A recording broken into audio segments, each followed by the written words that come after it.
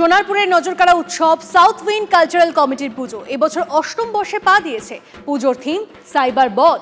প্রত্যেক দিন সাধারণ মানুষ যেভাবে সাইবার প্রতারণার শিকার হচ্ছেন তা থেকে সতর্ক হতে ও সচেতনতামূলক বার্তা দিতেই এই প্রয়াস।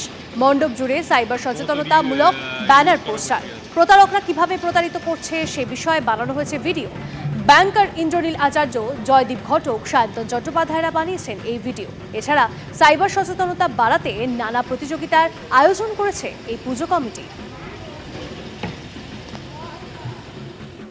যত আর্লি আমি কমপ্লেন করতে পারবো তত the probability of getting my hard earn money is better. এই জন্যই 1930 থিম লাইন 1930 তে কল করো, সাইবার অসুরকে বধ করো। আমরা ডিফারেন্ট টাইপস অফ সাইবার ফ্রডকেও আমরা এখানে তুলে ধরেছি। যে প্রতারণা চলছে তার বিরুদ্ধে আমরা লড়ছি, আর প্রত্যেক রেসিডেন্টকে আমরা এডুকেট করছি যাতে ওরা জানতে পারে যে এই যে কোনো লিঙ্কে টাচ না করা বা কোনো ওটিপি না দেওয়া। আজ বাঙালির হৃদয়ের উৎসব শুরু হয়ে গিয়েছে। আজ ষষ্ঠী, দেবীর বোধন, মা দুর্গাকে মর্তলোকে আবাহনের দিন। শাস্ত্রমতে দুর্গাপুজো শুরু আজ থেকেই। ষষ্ঠীর ভোরে বিল্লবৃক্ষের নিচে কল্পারম্ভ দিয়ে শুরু হয় দুর্গার বোধন। বিভিন্ন দিকে দিকে আমরা সকাল থেকে TV9 বাংলা আপনাদেরকে দেখাচ্ছি কিভাবে মণ্ডপে মণ্ডপে ভিড় জমছে। আর শুধুমাত্র শহর কলকাতাতেই নয়, জেলায় জেলায় যদি ছবিগুলো আপনাদেরকে দেখাই সেখানেও দেখা যাচ্ছে বেশ মানুষের ভিড় জমছে, দর্শনার্থীদের ভিড় জমছে। আর এই ভিড় শুধু আজ থেকেই নয়, বেশ কিছু জায়গা থেকে মহালয়ার পর থেকেই ভিড় শুরু হয়ে গিয়েছে।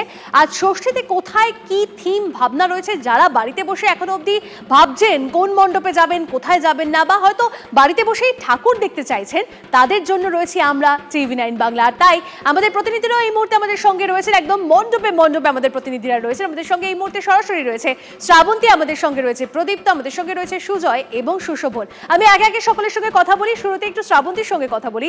শ্রাবন্তী, এই মুহূর্তে ঠিক কোথায় রয়েছে এবং সেখানকার থিম ভাবনা কি রয়েছে, মানুষজনের উচ্ছ্বাস উদ্দীপনা কি নজরে আসছে? তো নিষ্ঠা, শুভ ষষ্ঠী এবং এখানে রামমোহন সম্মেলনীতে আমরা যেখানে রয়েছি সেখানে একদম বাঙালিয়ানাকে তুলে ধরা হয়েছে। যেমনভাবে বাঙালির উৎসব দুর্গোৎসব, ঠিক তেমনিভাবে আমি প্রতিমা তো দেখাবোই, প্রতিমার গয়না যদি দেখো তাতে একটা আভাস পাবে। এই ছবিগুলো আমাদের কাছে খুব পরিচিত।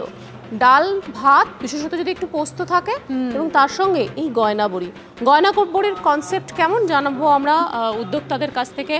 প্রত্যেকটা দেখতে পাচ্ছি কাঁসার থালার উপরে সুন্দর করে বড়ির নকশা রয়েছে। গয়না বড়ি তো ভীষণ পরিচিত এবং বাঙালিদের প্রচণ্ড পছন্দের।